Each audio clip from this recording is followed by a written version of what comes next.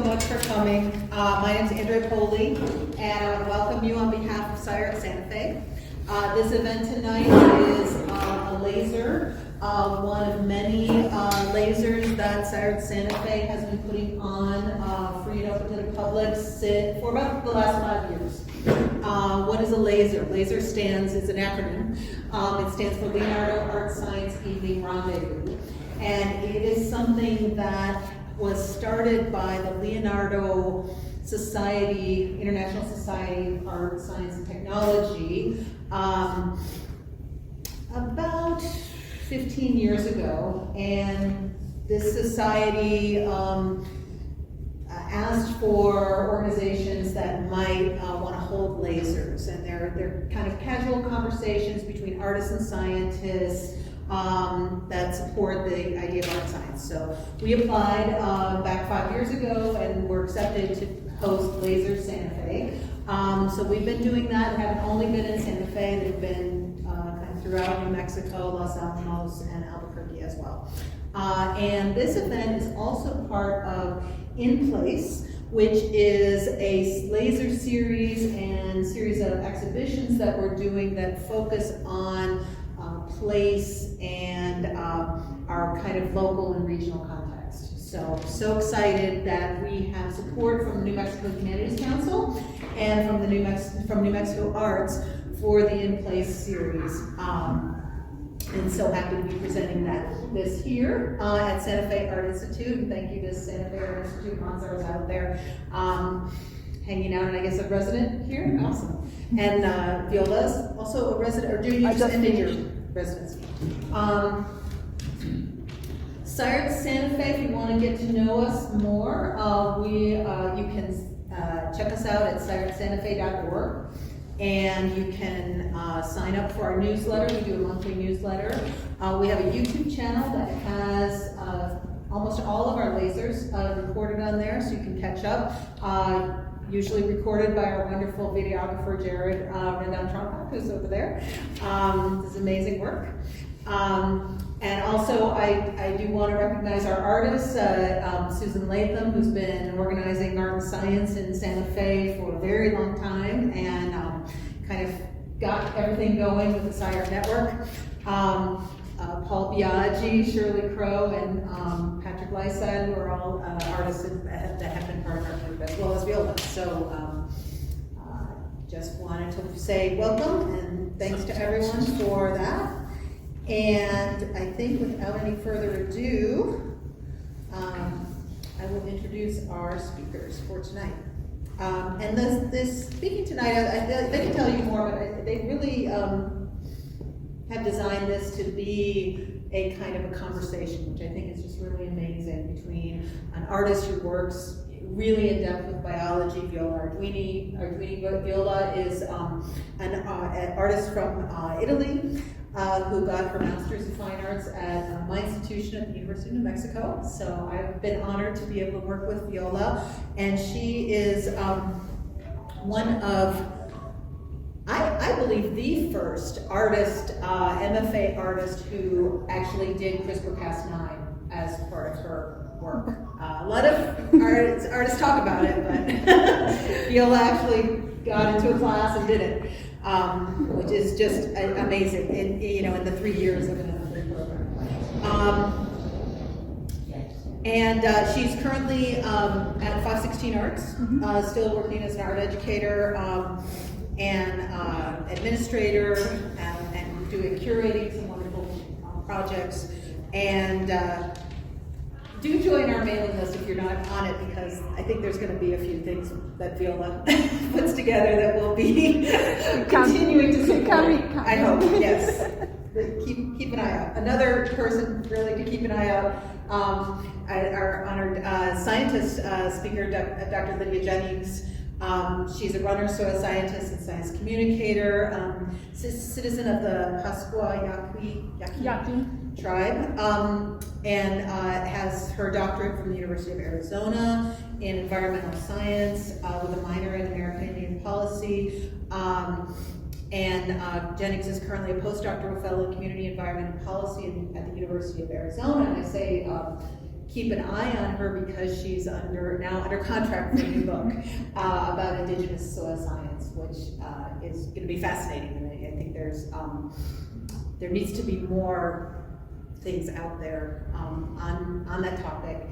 And just to say, maybe before we get started, when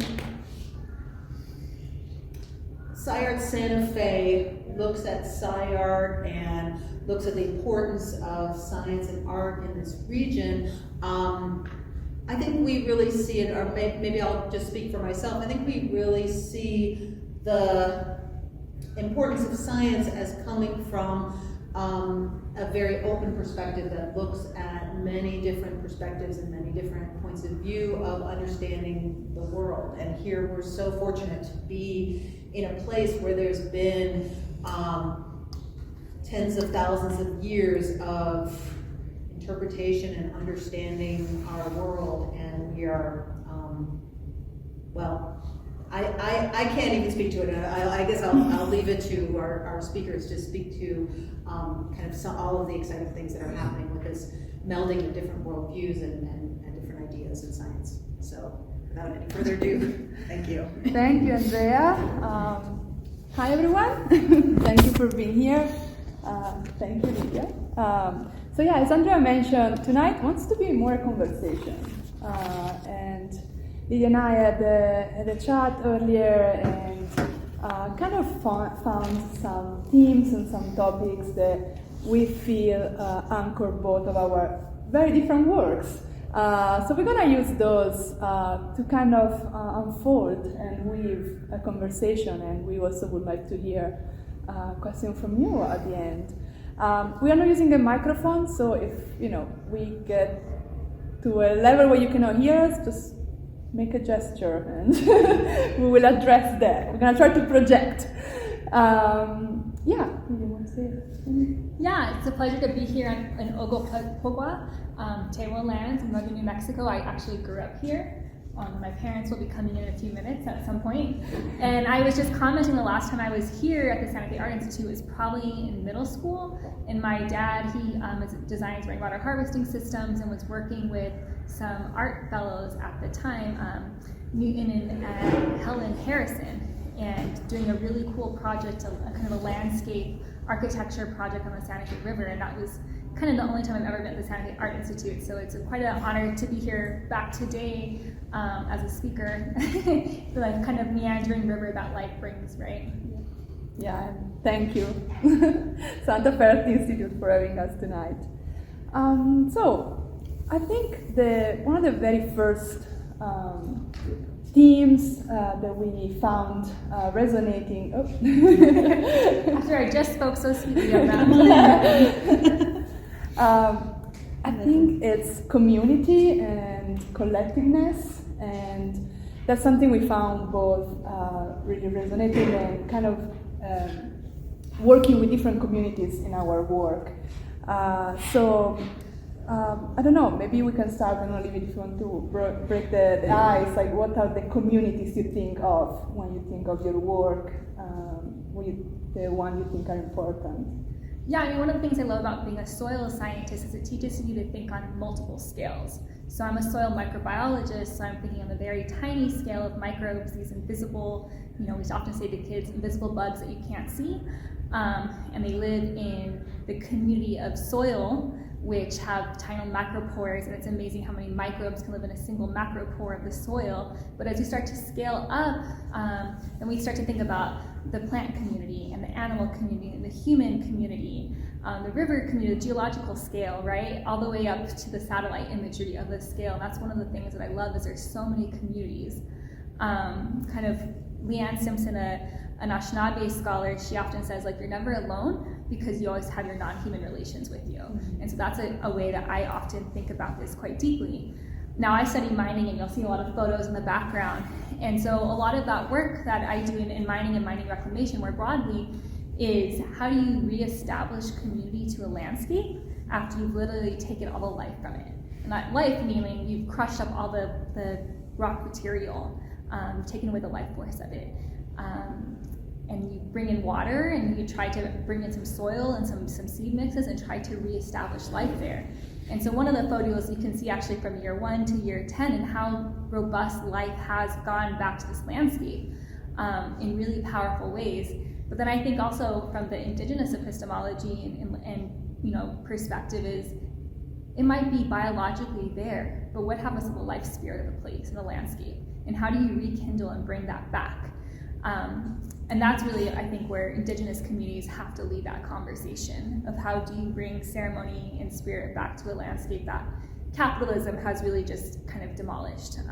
So those are a few things of communities. But the other part is I am a soil microbiologist, and so I think for me one of the most fascinating things of studying microbiology is just recognizing how our own body, I know there's an image going to come up, how our own body is much more controlled by microbial cells than it is by human cells. I had a microbiology professor explain, we're kind of zombies to microbes, and that was just blew my mind. And so we often, today we talk so much about the human gut microbiome and how it's really important for regulating things like depression or obesity, but also we have vastly understudied the earth microbiome and how critical that is. And so we'll talk a little bit more in the future about kind of the land back movement and indigenous land stewardship, but I think it's really important because there are all of these practices that have gone into how we think about ecosystems and our non-human communities, right? That indigenous land stewardship has really protected, and often, sometimes it's not quantifiable, and I'm trained as a scientist and we want everything to be quantifiable, but there are really valuable elements of protecting places for reasons that aren't necessarily quantifiable but have their own respect. And now today we're starting to develop a lot of microbial techniques to quantify that. And so I think those are a couple of the things I think when we talk about communities. Yeah, well, I mean, if jump into that, it's the kind of starting from the art.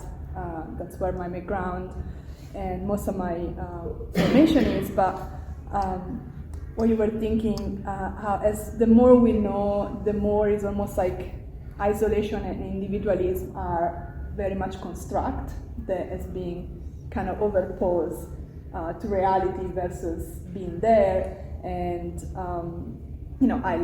I simply love the idea that we have more bacteria cells and genomes than humans. So what does it even mean to be an individual? What does it mean to be human in a way? And I think, and that's a big part of what I've been working on the last few years. You may see coming a 1600 drawing of a chimera, and that's being what I've been thinking a lot, mostly since COVID, and really this idea of what happened when we embrace porosity, what happened when we embrace the fact that we are ecosystems. And the chimera thing also speaks of kind of the other part that you mentioned in the indigenous knowledge. And I think as an artist, of European descent as I am, I found knowledge and I found inspiration in mythology as well as art. And mythos, myths are able to tell stories of things that often are already there, but we cannot fully understand rationally.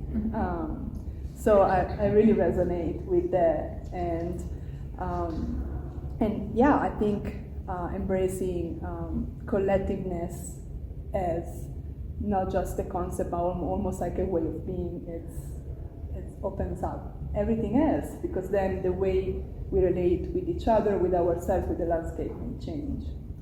It's interesting you talk about mythology, right? And this kind of oral histories as a really critical way of passing knowledge forward. I think in my PhD dissertation work, I had a professor in my ecosystem ecology course, and he was talking about, the foundations of ecology and when that started in, I think it was 1912 or something. That's probably the wrong year, but with Arthur Tansley, and he was the founding father of ecology, and I was just like, what? These are principles you're talking about, the nitrogen cycle and the carbon cycle. Those are all practices that indigenous people have been doing since time immemorial. And just remember feeling very rebellious to that notion of these founding fathers of disciplines. And so I like pushed back on that, and he was like, okay, well, like do a presentation about like indigenous knowledge around the nitrogen cycle. And so I did. And it was so cool because so many students were so much more engaged. And over the years, it's really taught me that these, like, and he actually pulled me aside. He was Celtic himself, and he was showing this book of Celtic knowledge, right, and of mythology. Mm-hmm. And, you know, often with indigenous knowledges, they typically be called mythologies. But I actually see it quite differently. I see that indigenous knowledge or mythologies have just gone through the ultimate peer review process of going through generations and generations and generations of peer review to be able to pass on accurate knowledge. And so today I'm a scientist, I peer review articles, and it gets peer reviewed by 3 people who are trained to think the same way. And I just think that, like, actually the indigenous knowledge systems or mythologies and oral histories have gone through much more rigorous peer review process. I love that. I really love that. I know we may touch more on that later. I kind of, to stay with the communities, I really want to touch also on relations, because I think communities are made of relationships. And there is this, Lydia just did a beautiful interview with Ology's podcast, by the way. If you, we should put like a footnote. Something. Another one science podcast right now. Something you said there, and I think that kind of to me really spoke of relationship, is that dirt is displaced soil. So when we take something and we isolated it, then it becomes something else in a way, like it loses one identity and acquires a second one.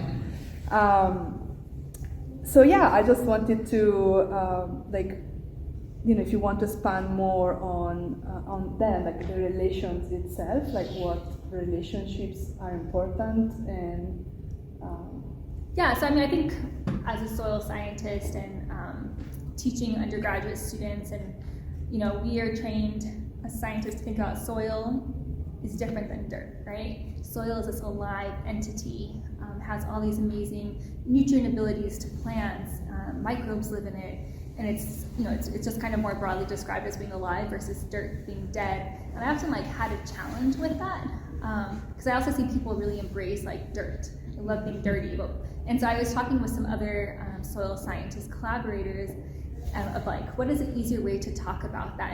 And one of the women, Janina Pressler, who's a professor at Cal Poly, she's like, no, dirt is displaced soil. And that hit me so well, because I think, we think about dirt in a car and shake it off, but it's still soil. It can build up and accumulate, it gets moisture, it can still have all of the same capacities that soil has. There's a lot of ways that dust transmission is another way of displacing soil that's really invaluable for communities.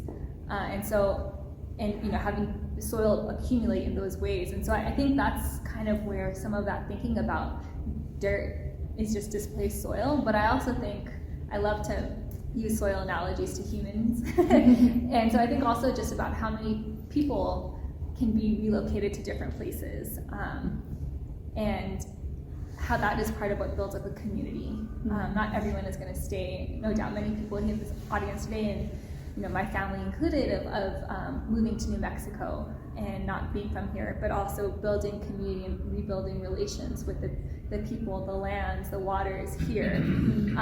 And so I think that's an important part, but recognizing that we're part of the ecosystem, not above it, not dominating it, that we are part of it, and we have those responsibilities to the ecosystems in which we live with. So yeah, I think dirt does that. So it's very maybe that's very simplistic, but I garden, and living in downtown Albuquerque, I have to buy dirt sometimes, and very simply, but you buy dirt, and it's in a plastic bag, it's very much isolated. By potting soil, right? Yeah. But then I have my compost pile, and I'm really it's that tending to, and how I never made it analyze. I don't know if the soil is healthy. I like to think it is.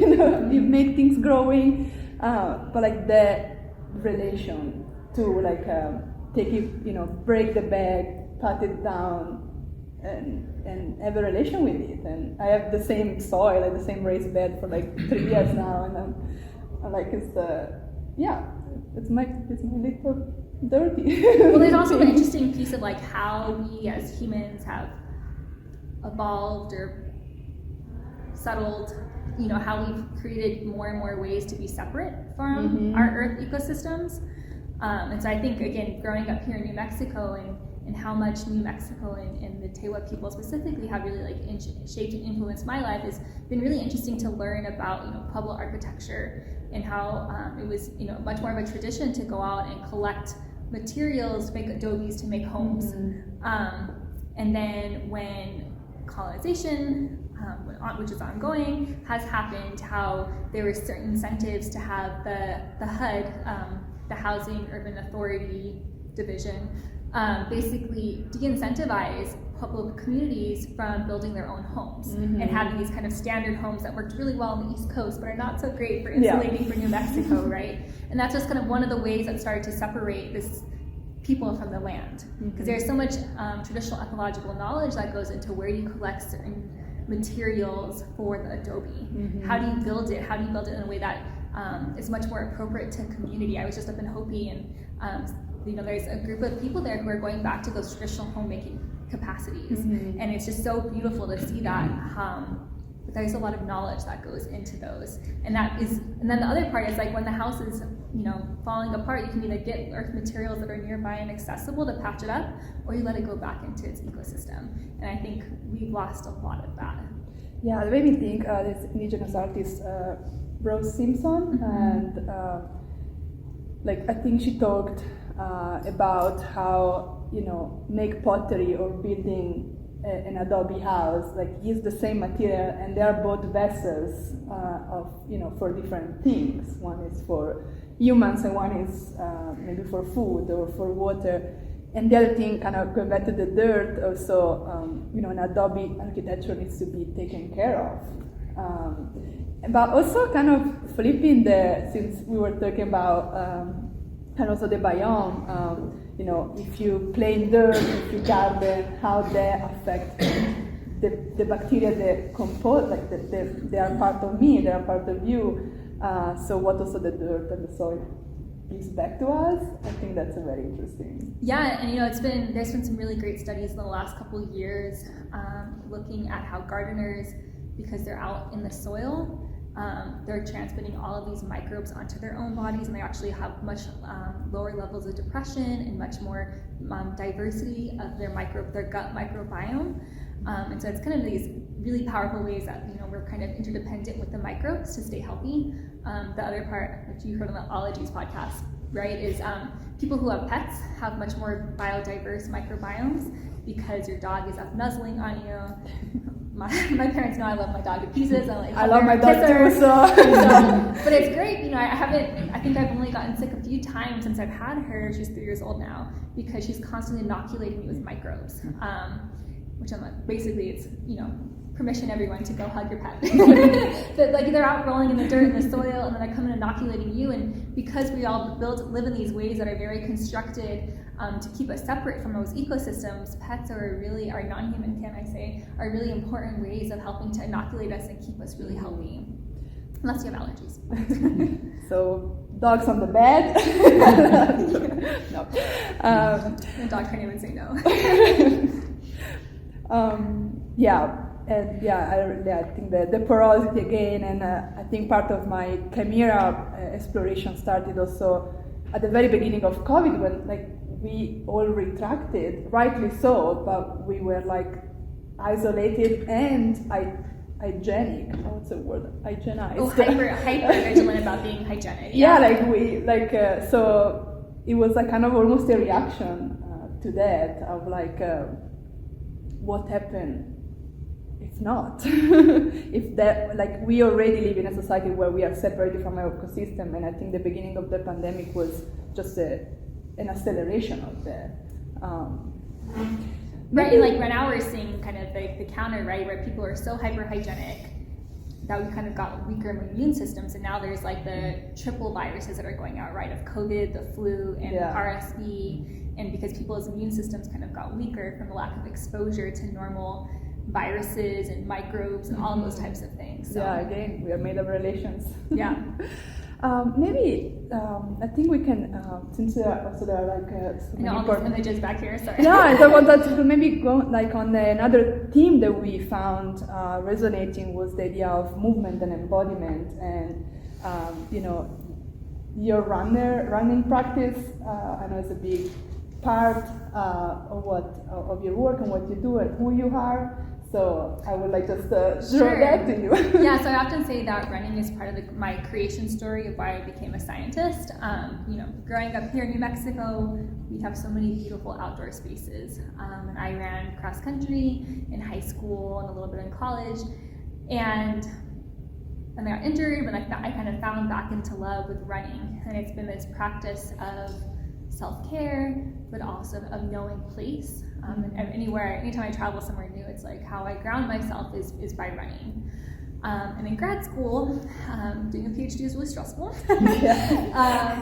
And I really kind of went to running, one, to find community with living in a new place, but two, building community with the landscapes, and kind of knowing place better, myself better, this mental health piece better. And I ended up, this is a post of a mining pit that I found, and I'd studied mining reclamation. So for me, it was really amazing to run around southern Arizona, finding all of these abandoned mining pits and shafts. You definitely find them here in northern New Mexico. And so it was just part of deepening what I was studying in the classroom, but experiencing it physically. And it has led to actually meeting some professional trail runners, which we'll see other photos coming out and visiting me and wanting to learn more about mining, particularly some of the team from Patagonia, the outdoor company. They kind of wanted to learn more about, because Patagonia is very centered around environmental advocacy, but while still also encouraging solar energy. And so we kind of talk about some of the complexities of that. But that kind of started leading me to see that running is a really powerful tool for storytelling as well.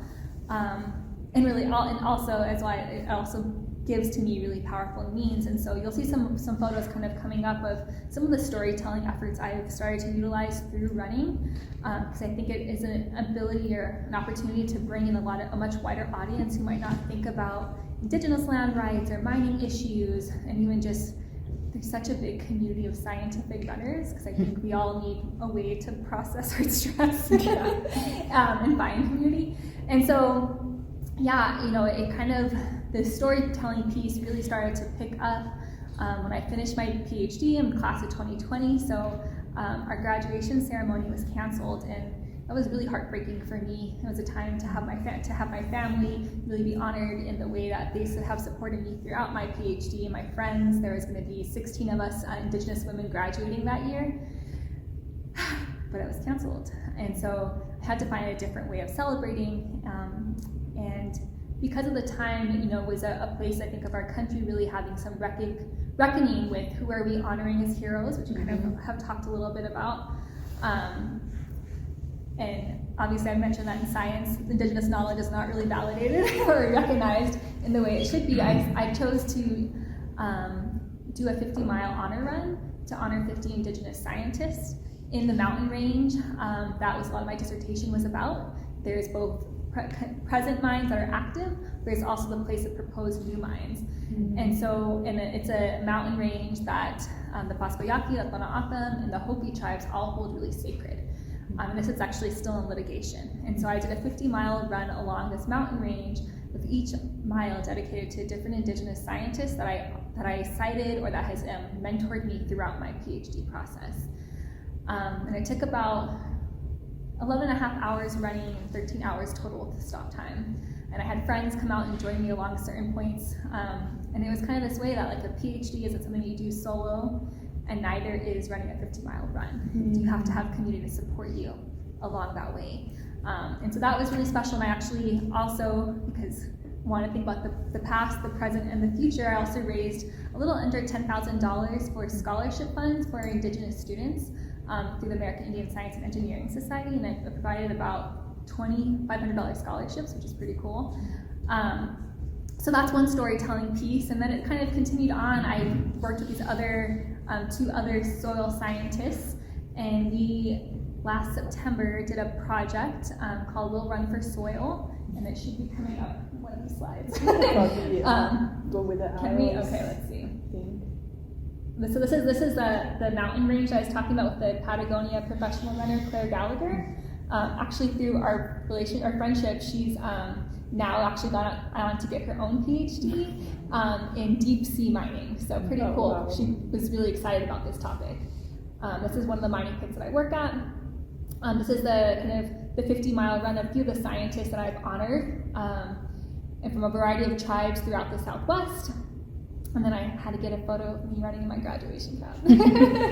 And then that run was actually made into a short film produced by Patagonia called Run to Be Visible, and you can see it on YouTube if you're interested in a little bit more of that story.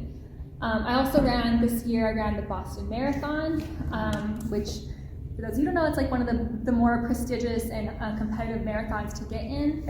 And there's been a lot of discussion about the land back movement, and I think a lot of people don't know quite what it is. For those who don't know, it's really just the reinvigoration of indigenous land stewardship practices. And part of that is returning stolen indigenous lands. And a lot of people get really uncomfortable with that part of the conversation, so I wanted to give examples of how it's already happening, often through partnerships with conservation groups, sometimes people leaving in trust their land to a tribal nation. One example, it was to avoid paying taxes and to the state, and so this family in spite left it to the tribal nation. So just really cool examples of land back already happening. And with each of those examples, how language is returning, how cultural traditions and environmental cleanups are happening in that whole process of land back. And so I wore that land back skirt to Boston on Patriots Day, ran in 26 miles, and it was very interesting the range of responses I got. And some people were running aside me, like, "What's land back?" Okay,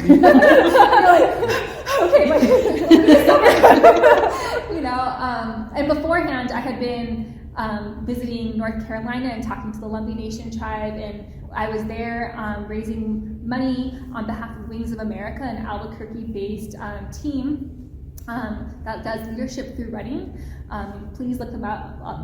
They're an amazing group. Actually, that was that group that I got my first pair of running spikes in high school.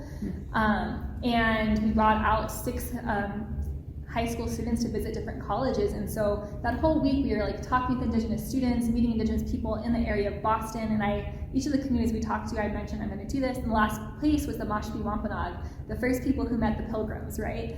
And let them know that I was doing this. So the last mile was dedicated to them. Each mile was a different tribal nation, highlighting how many acres of land had been returned, when.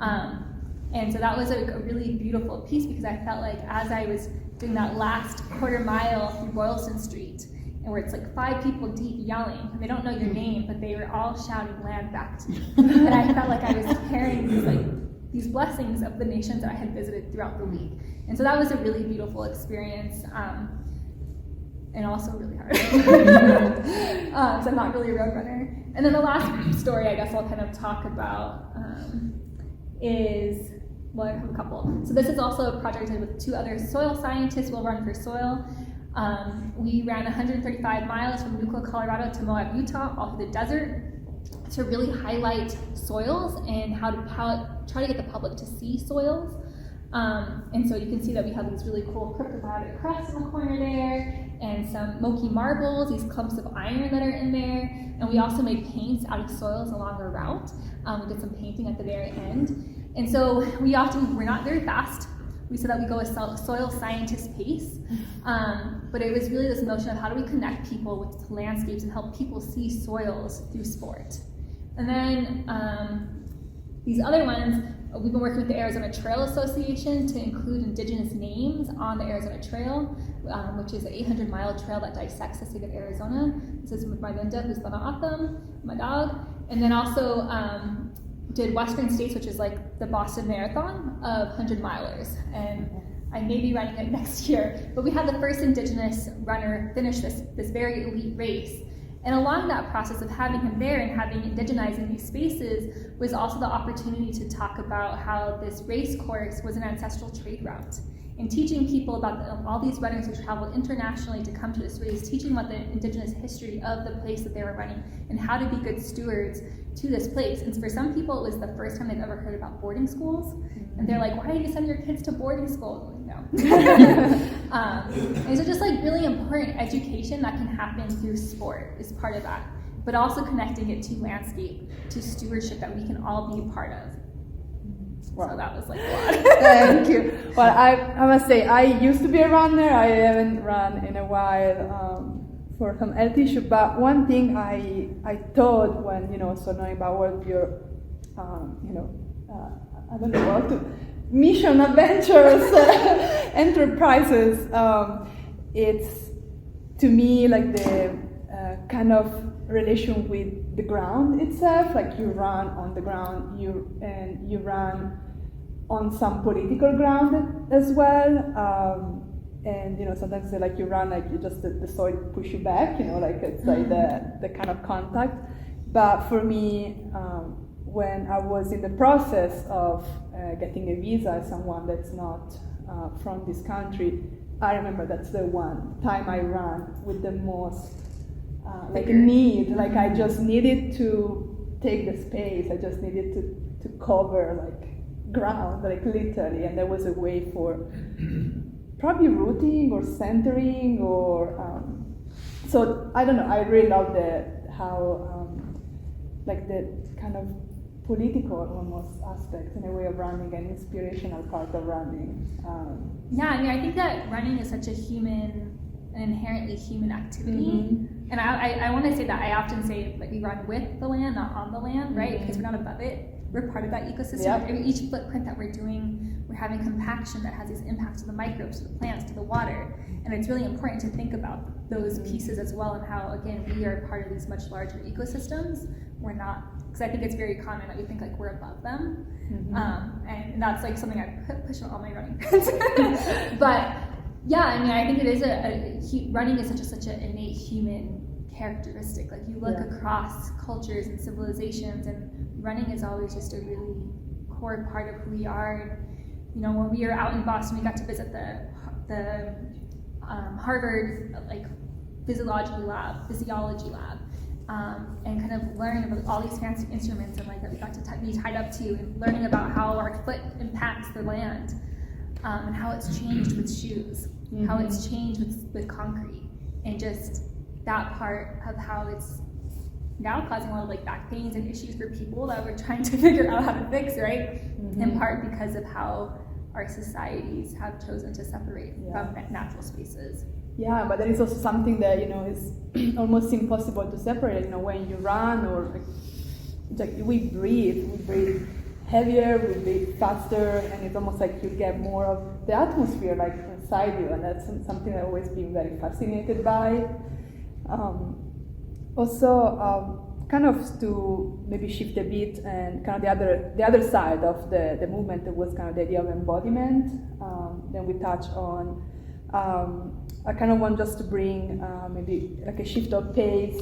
There probably will see some cyanotypes, and the cyanotypes kind of speaks is also part of this chimera exploration I started, and those cyanotypes are made actually with snow and water from Albuquerque, from New Mexico, and kind of speak of some of my relation with embodiment, and as someone that has at least a longer relation with the sea and with the ocean, and a newer one with the desert that is expanding. Like really thinking of, again, the porosity, and I started thinking of how it sounds very, very abstract, but like even just the origin of life, how everything started in this mix of solutions, and how at some point there was a tiny part of that got separated through membranes, and all of a sudden you have a protocell or some proto life form. And so that kind of want to bring it back, maybe what you mentioned about running on the mountains, in the desert, in this landscape. It can also be transported in, immersing yourself in what is salt water, is what is like this like outside you. That's what I like to think. We are made of salt water. Like we sweat and we cry salt water, and really finding that on the outside. That's what I was thinking with the cyanotypes, and what I was thinking, again, going back to this idea of what if we embrace porosity, what if all of a sudden we found ourselves in the outside, or the outside in ourselves. I don't know what the dimension is, and I've been thinking about that in terms of the breathing during running, and the relation with the soil during running. Yeah, well, I mean, when I think about that kind of embodiment, I think a lot about how we have to have healthy ecosystems in order to be embodied in that. And so, I think we're lucky we live here in northern New Mexico. We have great air quality when it's not fires. We have beautiful mountains to get to the summits too, and it's really easy to be an outdoor lover here. We've also been in places, deep in LA where it's like hot and it's concrete. There's air quality isn't quite as great. And how do we connect people to landscapes and to caring about the environment when there's not an environment to love? And so I think that embodiment, that just speaks to the privilege of our ecosystems that we construct,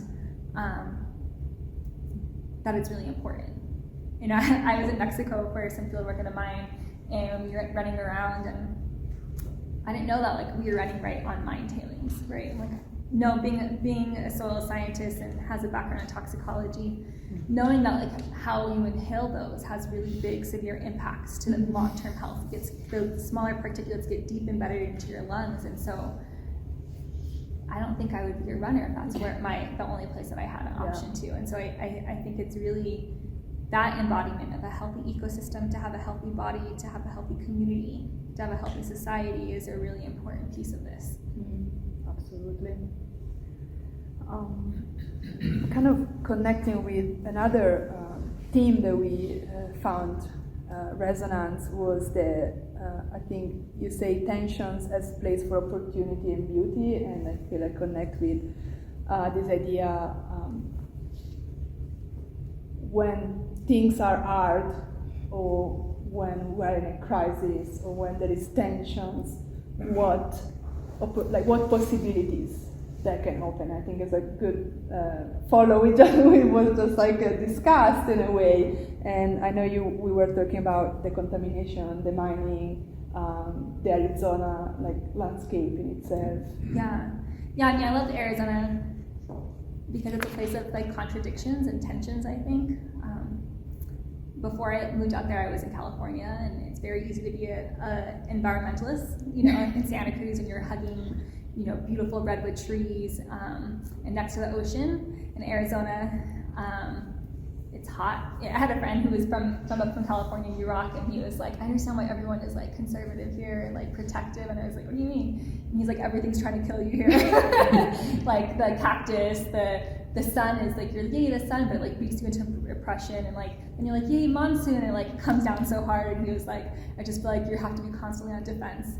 But I think that being in those places of tension are also a place of transformation, because something has to shift. And so being in a place where there's lots of mining, we take multiple approaches. We take figuring out how to repair the ecosystem, but also understanding the political and laws that are causing that, and also looking at the community organizing that's happening there. And that is how you have to have multi-levels of creating change.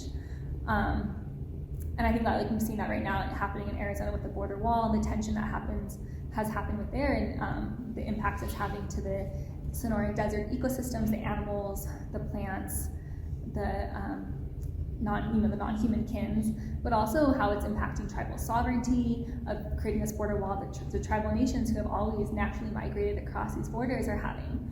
And so I think that's a place of been really interesting tension, and also looking at how mining is a part of that. Mining has always been across both parts of that border, and so that has been a place, and that's kind of why I chose to do my minor in American Indian policy. It was by necessity, not by choice, but I was really curious that we so value indigenous knowledge systems when it comes to repairing an ecosystem. but not when it comes to the creation of a new mine, and Native people saying like, don't do this, this is a place that's really sacred to us. Don't mine this place, and people are like, that's mythology. But then when it comes to like, oh, we really need to like save this environment, we're seeing it right now, right, with like biodiversity of our planet. And people being like, Native people, you have 80% of global biodiversity, like, tell us how to do this. And I think that's a really interesting place of tension. And so it is like understanding what's happening in those tensions and where can we collaborate and not compete. But that's also really hard because people also have their own threshold of what those tensions are. And so, Yeah, I think when we chat previously, one thing that came out was contamination and how maybe I have a very different approach to the word. It also comes from being probably lost in translation and how I carry the Italian kind of semantic that contaminazione is the same word, but it doesn't have the exclusive negative implication that I feel it's more in the English language. So I think when one of the main kind of liminal space for me for exploration in this Chimera project is the idea of contamination as a place where things touch and none of the two are the same anymore after, like there is a transformation happening in there. There is also a tension, like again, if we think about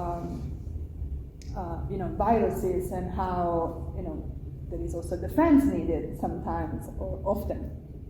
But one example I wanted to bring tonight is actually will come. It's a work I did as part of my MFA project, and it was focusing on a specific protein. The title of the piece, and I'm going to point when it comes, is the reason we all come from a womb. And it was an installation, exploration of, it's actually, I think it probably is the last one actually, but mine, this one. Was an installation that you can really see in the projection was remapping the protein syncytin-1. That's a protein that allows placenta formation in mammals. So it's kind of the contact point between the mother and the embryo, and it comes from a retrovirus. Like millions of years ago, one of our ancestors, an ancestor of how many other animals, got infected. A piece of the retrovirus gene survived, like they all survived, this gene survived, and all of a sudden we have like pregnancy as we do as mammals. And to me there was like that tension, like was an infection, was, what was the intent, like it could have ended differently. It ended up with this change and this contamination that brought a whole new line of evolution and a new line of if you think about humans, like motherhood itself. So I just wanted to bring that to kind of try to explain what contamination is in my practice, and being aware that when I say that word mostly for like someone does your work, it's a very different word. So I don't know, contact of surfaces, maybe we can use. So it's like interesting because you see it as like a contact, right, and a tension, but for me, contamination kind of takes away life from a force. It takes away life from the soil. It takes away life from a person or a plant and animal because it's contaminated. And it changes it inherently. So maybe it doesn't take away life, but it changes it inherently. Yeah. And what that change is and then it changes all of the relations dependent on it, right? Yeah. And so I think it's like interesting studying microbes because how those changes can then continue to duplicate and magnify as they reproduce on a much faster scale than other species, right? Yeah. So one kind of side note, going back to the, if you see on the left, there was a constellation, and speaking of mythology, just since we touched on there was the Virgo constellation that was slowly transforming to the protein map of syncytin, and that's another interesting also shift how mythology are also taken and transformed. The Virgo was the mother before Christianity, and kind of their projection came over. So like you all of a sudden cannot have this generative female energy. You need to have the Virgin, and so I'm just speaking also of like how I really like what you say about mythology and peer review, and also sometimes how the editors are a bit heavy on their reviews, but we still got that line. Maybe like we can move. I just want to also make sure we have some time for questions. I think the last part of the things we discussed, and we touched on that already, but was the real ways of knowing. And as an indigenous scientist, as someone like me, kind of moving in the space between art and science, but also I was thinking when I was working on the question today, like practice and theory is also two very different way of knowing. What are what's the spectrum? What are again the tension in there? And I think it's interesting, right? Like when you're young, encouraged to go to school.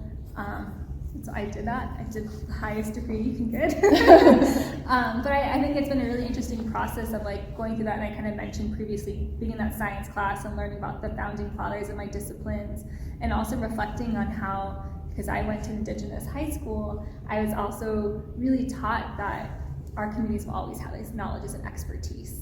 And so kind of really hitting these points of conflict that those aren't the only experts out there. But also indoctrinating myself, because you have to do that in order to be successful in a PhD. And so indoctrinating myself in these knowledges, but also like rebelling against them concurrently. And so it took me to a process of like, what do we consider Western knowledge, which I don't like that term. I actually use settler colonial knowledge versus indigenous knowledge. Because I think it's really important to note that like Western knowledge systems have taken so many parts of knowledge from other places that they have been invaders in. And so thinking about like calculus coming from Arabic communities, and all these like chemistry components coming from different parts of Asia. And that was then brought to the Americas and seen as Western knowledge. And I found this really great paper from the 1960s that talks about the 3 phases of Western science domination. And it really talked about how the first phase is like going to a place and seeing that they have a knowledge base, and then dismissing it as mythology or ancient. And then like in taking in part of that knowledge and then spreading that out through their own imperialistic practices. And I'm like, wow, that sounds a lot like indigenous history. So I think it's like really important to see that spectrum. But then I also, going through my PhD and working in community and thinking about the people I knew in my life, like my brother and my dad are some of the smartest people I know, right? They don't have formalized degrees. My brother took apart computers for fun when he was younger.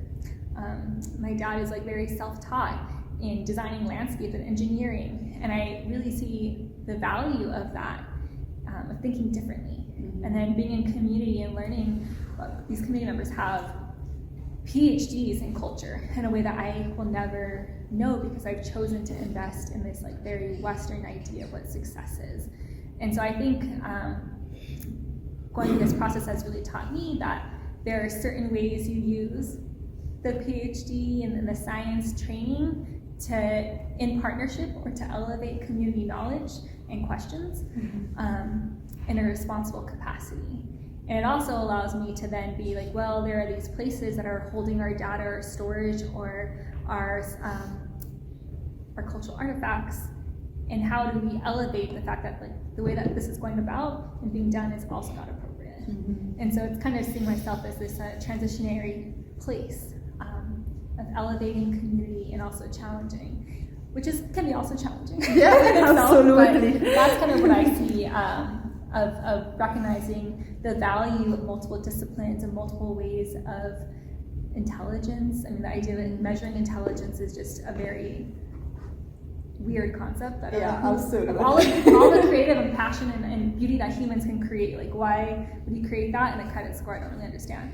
But those are things that we have to continue to push back on. Yeah, that made me think. One of my favorite books published in the last few years is "Are we smart? Are we really smart enough to know how intelligent animals are?" I think that's the title, but it really also goes back to, as you were saying, like there is a specific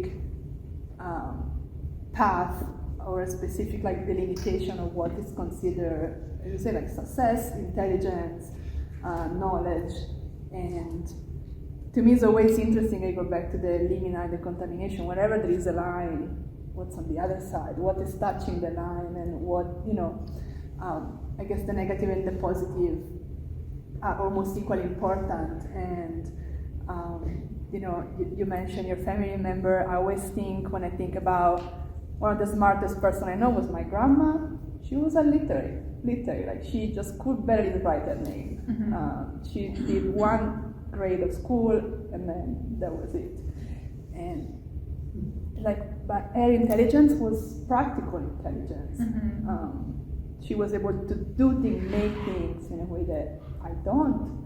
And that also someone has most to think about doing a PhD. I don't know if that's a good idea, but how you also, again, do if it's a bridging, or as you were saying, it's not a conflict, but like how you kind of look at both sides and also criticize, and what is the role of practice versus theory. I was talking with someone they start the PhD as a creative practice, and then the professor is like, no, you just stop making art, just write about it. There is so much art out there. I was like, but the thing I understand when I put a yucca flower on my fingers is something different that I understand if I just read about that. So I have all these questions are very strong for me right now. Like I have no solution. I've been working with art and science. I'm currently actually for the first time, really ever in class science. I'm doing a college, community college classes in biotechnology. And it's interesting. It's really interesting to relearn some parts, also, fight against. I think there is this, at least in the very first kind of chemistry 1 kind of class, that's the ones I'm taking, but a very let's break this down in small pieces, but let's not reconnect at the end. I feel like I felt like I feel like deconstructed a bit. I'm like, wait, it's not everything together at the end, and I understand the complexity of things increase. But to add into that, right, you're talking about theory versus practical, and so I think I guess my mom has taught me, right, is valuing our knowledges, but also reading emotional intelligence. Mm-hmm. Because I have met scientists, I've been trained by scientists who don't pick up on any kind of human perception. You can produce the most amazing findings and graphs, but if you don't know how to make it relatable to communities and to people and to that's a big responsibility we as scientists have, is to make sure that information is understandable to the communities that we are working with and for. Science is in service, and that's not been typically done. And that's why I think the value of having Indigenous scientists trained in this way. And so if you're not doing that, you're not making it accessible, you're not talking about your results that might be about a contaminated ecosystem in an emotionally intelligent way, you're not being effective. Yeah. And people aren't going to listen to you. If it's not done in a culturally accessible way or done visually, that's something I think right now there's a big movement to have visual abstracts. But it has to, when you're working with Indigenous communities, making sure it's done in a culturally accessible way. That means using language, using cultural symbols. You have to have partner with community artists to do so. But it needs to, and that means most scientists who are not trained to think about the social intelligence piece of that are not doing a good job. And so I think that is a really interesting piece of how do we change the notion of what is a scientist from Bill Nye the Science Guy to someone else, right, who has their feet in multiple worlds. And also how you work with students. That's a big part we're learning right now, is how do you mentor students to know that they belong in these spaces, that they have the capacity and all the different skills and interests and passions that they bring to this work belongs here. Yeah. And that might mean that like maybe they're more interested in the art part, the visual abstracts, than like the technical expertise. And that's fine, but like how do we make sure they can have both? Not just they belong to both, I think in the in-between, I truly believe there is a richness. There is something, sometimes art and science, and probably a lot of people in this room may add to that, but sometimes, art illustrates science, or, like, I don't know, explain it, but I feel like when also there is space for the extra step, there is space for like digging the in-between, again, the liminal. Mm-hmm. Sorry, I'm a bit obsessed with this concept of like things when they touch, but there is something there, and I think it's very, like, mostly right now, with like the ecological crisis we are going like through, with like biodiversity loss and like pollution and contamination in landscapes, like communicating that in a way that's more than a chart of data. I think it's fundamental. It's like Definitely. survival. Definitely. Yeah. Yeah. I don't know. Shall we maybe see? In case you guys are tired of hearing us talk to each other. The science-based question, I think, has an empirical answer, maybe. If there is life in the soils, and that life has been receiving sunlight for ages, what happens to that life when it is covered over and shaded by acres and acres of solar panels? Yeah, I mean, that is a current area of research. It has been happening, and it changes the microbial community, and that has potential ripple implications. It might mean the soil is less fertile. It really just depends on what the community that develops there. And so there's been a few studies that have been happening up at UC Davis, looking at kind of the ecological impacts of solar panels, and how in some places it degrades them, and how it really like decreases the number of invertebrates that are important to keep the soil healthy. And it really depends on like the moisture that's going to happen in that soil system, and then also how that just changes the overall microbial community and all of the larger species moving up. Hopefully that can answer general, and I can give you like some specific paper recommendations actually on that, because that's a topic I'm really interested in as well. Is like, obviously you've seen a couple photos of like solar panels happening, and I think it's a really important reflection as we're moving towards like more renewable energies, of reflecting on renewable for who, because so much of these materials like copper are mined from the Sonoran Desert, impacting indigenous communities, and many of the communities, our communities there, don't even see the benefits of that. And it goes to someone in the Silicon Valley, for example. And so I think it's really important that as we talk about sustainability, we're thinking about it on multiple scales. The communities are being impacted, but also the non-human can as well. I read somewhere that every ounce of soil has huge 100,000 amounts of DNA. 100,000 microbes. Yeah. That are in the microbes. But that DNA also emits a radiation. And I'm just wondering if we have anything a mechanism in us, our DNA, that receives that radiation. Not that I'm aware of. I've never heard that before, so that's interesting. I'll have to. I read this in a book on ayahuasca a long time ago. And the natives, the indigenous people, believe that the soil, the information for making ayahuasca, which is and I don't take it, believe me, but it just interested me, made it that the information came through the plants, through the soil, to them. And it's a very intricate, apparently, procedure. And they think that actually it first came in how to make nicotine, tobacco. And then from that knowledge, it opened them up to receiving the information for creating ayahuasca. And this book was called The Snakes of Knowledge, or something like that. This book by a anthropologist, Darby. He talks about how that might have been through that mechanism that the information came to them somehow. The information because he makes the analogy, and this gets into mythology. He makes the analogy between Caduceus and the shape of the DNA, the two spirals. And if you take a look at the caduceus, and that you also see that pattern in the caduceus. So I just thought it was interesting, but I wondered if you had ever heard of anything like that. I have not. And I read this years ago, and I keep wondering if there's been any kind of progress in seeing there's some sort of connection there. There's no DNA. DNA does not emit radiation in any way that makes anything meaningful anyway.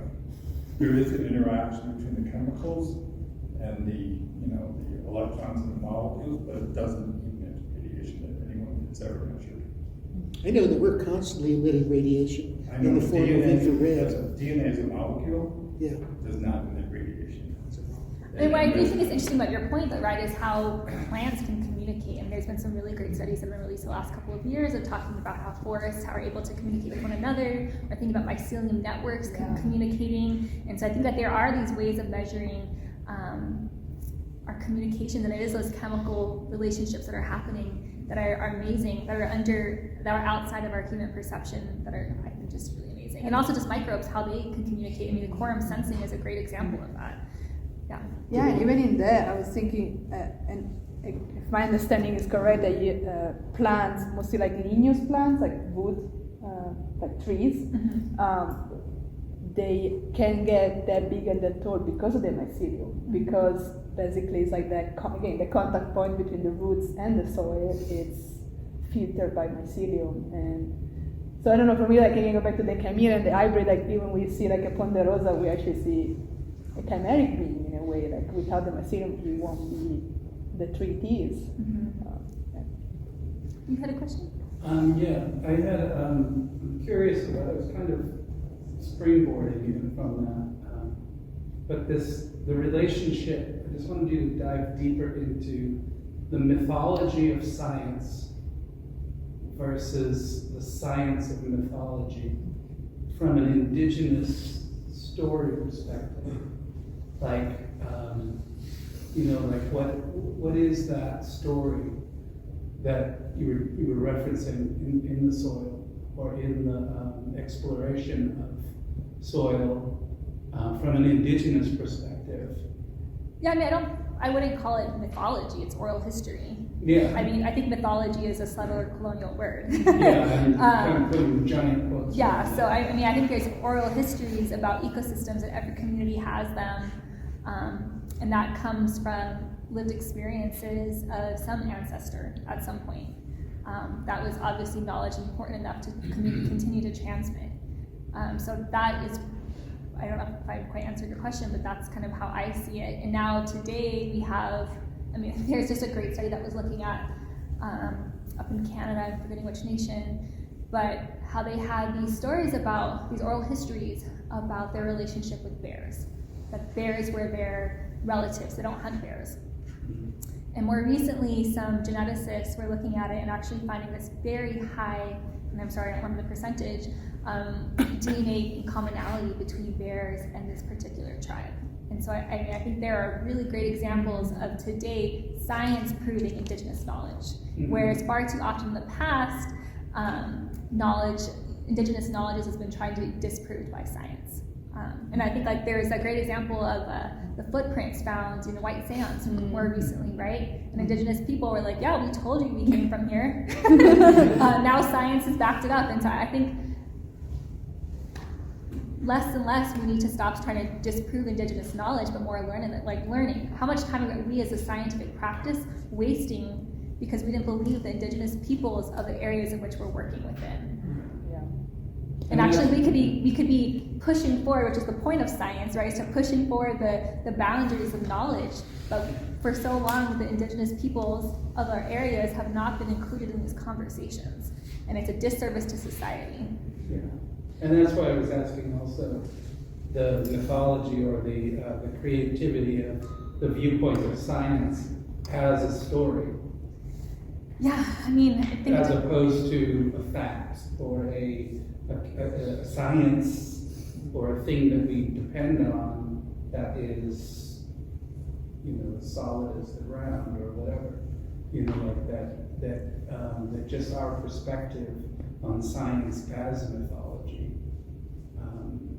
from that kind of opposite viewpoint. Yeah, I mean, I think that's a place that's been shifting, right? For a very long time. I mean, I think science has been, this is like when I was an undergrad, we were trained, like, science is unbiased. Mm-hmm. It's unbiased. The data is going to prove what the results are. But, like, the reality is we're all human. We all come inherent, like, the questions that we are asking are shaped by our lived experiences. And so I think that this notion of, like, unbiased is we all have unconscious biases that are shaping what we ask, what we observe, how we perceive things. You know, you and I are going to see the same situation, the same question quite differently. And that's okay. That's being human. That's recognizing our positionality in the approach. And so I think that over the last 10 years, there's been this big important shift in science of recognizing that piece and recognizing it's not biased, that there are mythologies that bring us to ask these really critical questions. But it is biased. Oh, science is absolutely biased. Science absolutely. is definitely biased. Yeah. You know, Joseph Campbell said that the scientist and the artist are the mythologists of our time. That we are creating the new mythology. That mythology is something that grows. And I think the pejorative notion of mythology, it could be a real problem because, you know, the mythologies of the past have just been world views, and they've incorporated the facts and the knowledge that those people had, you know, what they experienced, you know, as you said, and I think that's just, you know, there are 4 different factors, and one of them is explaining nature, explaining our existence and our relation to existence, and also explaining how we relate as human beings. And those are 4 factors that show up all the time in mythology as a worldview, and we're just developing our worldview, which involves science. So I think you know, Native peoples have developed their mythology in the same way as their worldview. It gives it, you know, and I don't think it's, you know, it is history, but it's also, you know, I think mythology incorporates history. That's what I would say. I just want to, like, I really like etymology and things, and I think when I use mythology, I specifically refer to the Mediterranean, the Roman and Greeks, because that's like where I'm from, and that is the stories I feel comfortable using. So I just want to say that mythology, I agree that it has different names, and when I say mythology, I refer to the I think part of the world and that part of the there's an important time. distinction between mythology and oral histories, Yeah. right? Where oral histories are living descendants who have passed on this knowledge. And I'm gonna leave it there, so I want to make an opportunity that's for cool. Sarah. You brought up the concept of tribal sovereignty overlapping with science, and I think the example that you used was about mining, which makes me think of overlap, of course. But I'm curious where all of the intersections between science and tribal sovereignty come to mind for you, just off the top of your head. I'm sure there are more than we can discuss here tonight, but just in general. Yeah, I mean, I think an important part of science and having Indigenous scientists specifically is, and I've kind of said this a few times, the idea of science and service. And so you are creating data that supports a tribal nation and the questions that they have for their community. And far too often science is done by non-Indigenous peoples who kind of, we call it helicopter science, pop in, collect their data, and back, and they don't necessarily ensure the data gets back to the community. They don't ensure the community has a process of review over that. And so whatever results that they're producing, it doesn't have any process of peer review within the communities it come from. And so that means a lot of times science has been generated that does not support tribal sovereignty. And so we are constantly collecting data, and data can be used in really harmful ways for sovereignty. So I think a lot about the COVID and how certain data was collected about COVID rates, and actually was being applied here in New Mexico in really racist ways, keeping Native people and separated from their babies because someone put all this information out there about where there are the highest levels of COVID, and people medical professionals. It really bases assertions about indigenous populations. So that was a way that was not supporting tribal sovereignty. And then we have the other pieces that are coming out, looking at the high levels of water contamination that are happening on tribal nations. And we can use that information to then get more funding to support efforts to clean up water to support tribal sovereignty. So those are a couple of ways of thinking about how data that scientists generate can be used in service of community or as tools against a community. I hope that is that's a jumping point. There's a lot more deeper nuances and examples, but I think it is a really important piece of that, and it's why we need to have indigenous scientists within these spaces.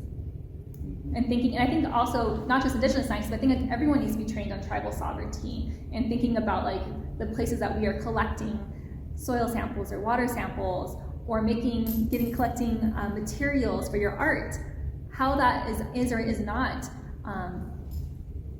influencing tribal sovereignty. How are the conversations that you're having, the materials and products that you're generating having impact to the nation in which you live and occupy, like Santa Fe? Yeah. And I think in the, there is a legacy, thinking about medicine specifically and how the lack of representation of diversity really brings, as you were saying, distorted thing or very much kind of intentional misunderstanding or misinterpreting, and how female body care or no white care is still not at the same level, just simply because it's being shaped on a certain model body. So we can discuss it that model body exists, but there is the guy I'm trying to say, I think this is a legacy of science in the way it's being carried for the past few centuries, and I'm so excited to see that it's changing. Long overdue. Yeah, yeah, that was just a sort of maybe, a good intention moment. Beyond what we can observe and test for in the landscapes of Earth, beyond the roots and the microbes and the insects and the vertebrates, do the places of Earth, this is an opinion question, do the places of Earth have a spirit? And if so, is it compatible with industrial society, or is it displaced or even killed by a Tesla factory, by a hospital, by a highway? I think earth, rocks, plants, those all have spirits. It's an interesting question of, this is something I thought deeply about with reclaiming a mining site. You can say chemically, physically, biologically, it's alive again. But I'll tell you, community members won't go collect food to make baskets or to eat from there. Because there are certain cultural beliefs around where you collect those materials. And so there is a conversation, a broader conversation of how do we spiritually heal a place? And that is a very complicated and in-depth conversation that's still happening, that's ongoing. I don't know what that looks like.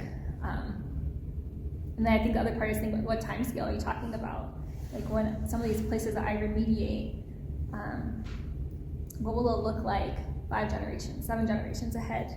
Will they know that it was mined? And that is a piece I often think about, and I don't know the answer to. Viola, do you want to respond to that last question? Then we should give Yeah. SFAI back to our host. I have a very unsophisticated question. We've been looking at these beautiful images over and over and over. And yet there are many things I don't understand about them.